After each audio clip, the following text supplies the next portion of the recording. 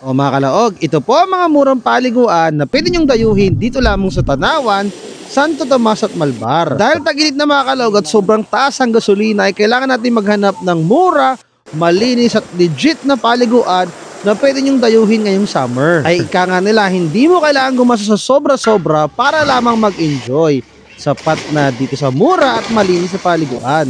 Number 1 sa listahan natin mga kalaog ay Alulod River. Dito lamang po sa Bulihan, Malbar. Napakamura mga kalaog na kanilang entrance at kita nyo naman na napakalinis sa kanilang lugar.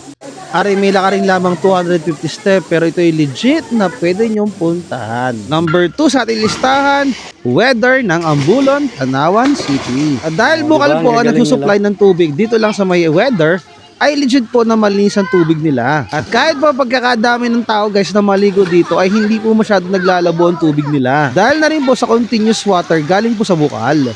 At sa halagang 30 pesos mga kalaog ay mag-enjoy na kayo sa kanilang napakalinis na bukal. Pangatlo sa ating listahan na itong Calihon Falls.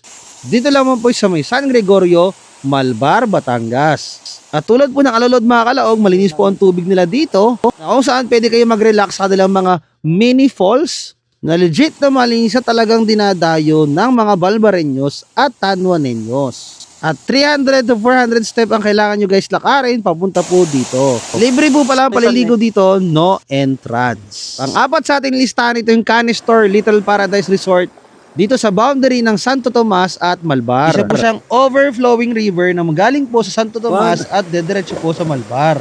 Ang best time na pumunta dito mga kalaog ay from 6 to 9 dahil wala pa masyadong tao ng oras na yon. Solong-solo nyo po ang resort at talagang kayo ay mag-enjoy sa kanilang napakamurang entrance. Kung camping site mga kalaog ang inyong hinahanap, dito magaling ang number 5. Dito po sa Sabang Valley sa Barangay Wawa, Tanawan City. Nadayo po ang Sabang Valley dahil lamang po sa kanilang napakatahimik, napaka-relaxing na ambience na perfect po sa mga camping. Dito mga kalog, napakabait po ng caretaker nila kaya talagang mag-enjoy kayo dito. Pang-anim sa ating listahan mga kalog, itong Bukal ng San Francisco o yung tinatawag nilang Tanda. Malinaw po ang tubig dito sa hidden spring na ito na talagang dinadayo ng mga taga Santo Tomas. Kailangan mag-iingat mga kalog ha dahil lampas tao po ang tubig nila dito sa kanilang bukal. Ngayon, itag ninyo mga kaibigan ninyo para drawingan na at kulayan ang inyong drawing na swimming. Dito sa mga legit na paliguan na aking nabanggit ay pwede kayong makamura at makapagbaon ng mga magagandang alaala. Tamang-tama ito, tag-init na at kailangan talagang makamura dahil napakamahal na ng gasolina. Share mo ito ha, i-mention na mga kaibigan ninyo. Sabi gagawin na tayo. Ingat mga kalaog and God bless sa inyong mga lakad.